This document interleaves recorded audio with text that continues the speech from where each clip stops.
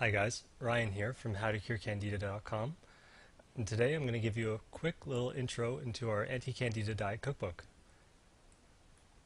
So the Anti-Candida Diet Cookbook begins by discussing the top 10 reasons why people cannot eliminate Candida, lifestyle considerations, dietary changes, how long to stay on the Anti-Candida diet, and what to do if you experience a relapse during the program.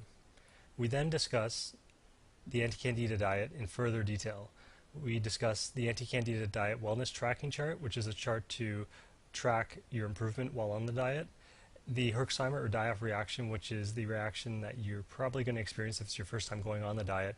We discuss the Anti-Candida Diet Quick Reference Table, which is the quick reference table chart similar to that in our How to Cure Candida second edition guide.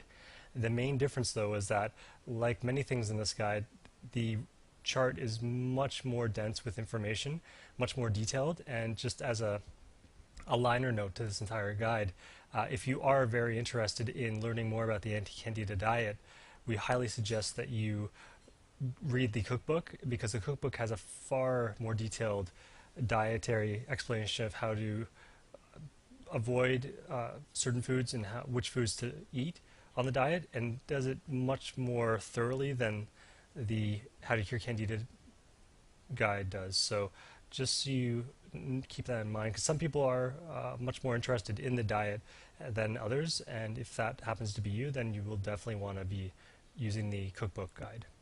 So just to go back to the explanation here, the book also deals with the foods to avoid if you have Candida, foods to eat in moderation if you have Candida, and the foods that are okay if you have Candida.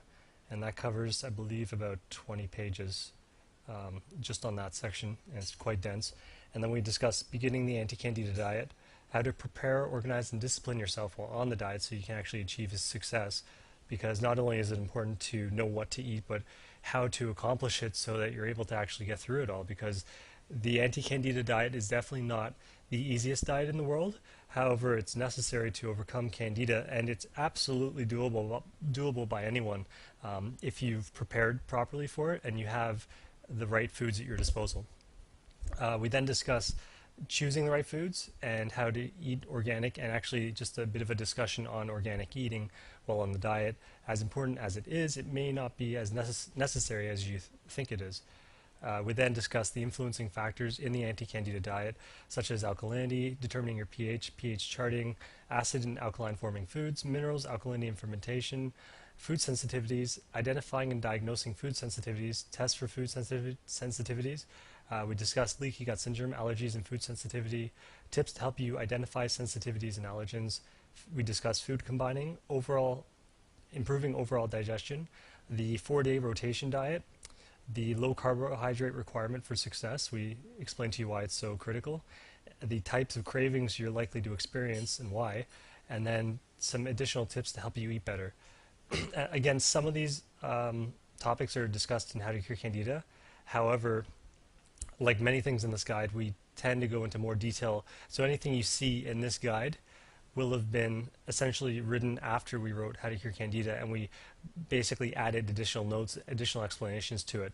And this especially goes for the Anti-Candida diet, which has a lot of new info, at least 75%, if not more info than actually in How to Cure Candida as far as that goes. So you will definitely, again, want to read this guide if you want to have a deeper understanding of the diet itself.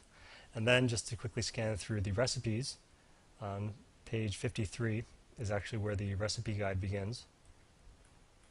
And in this we discuss breakfast, lunch and dinner, vegetarian meals, soups, salads, sides, snacks, breads, condiments, desserts, beverages, flour substitutes, cooking tips, diets of interest for a Candida sufferer, and where to buy food products mentioned online that are mentioned in the guide.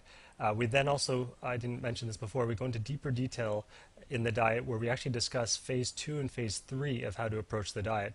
As in How to Cure Candida, we just basically lay out the diet and let you go at it and make some suggestions. In this, we actually will highlight recipes and indicate at what point on the diet you should be consuming these meals, red ones being near the very end, yellow in the second phase, and then ones without highlights can be consumed immediately.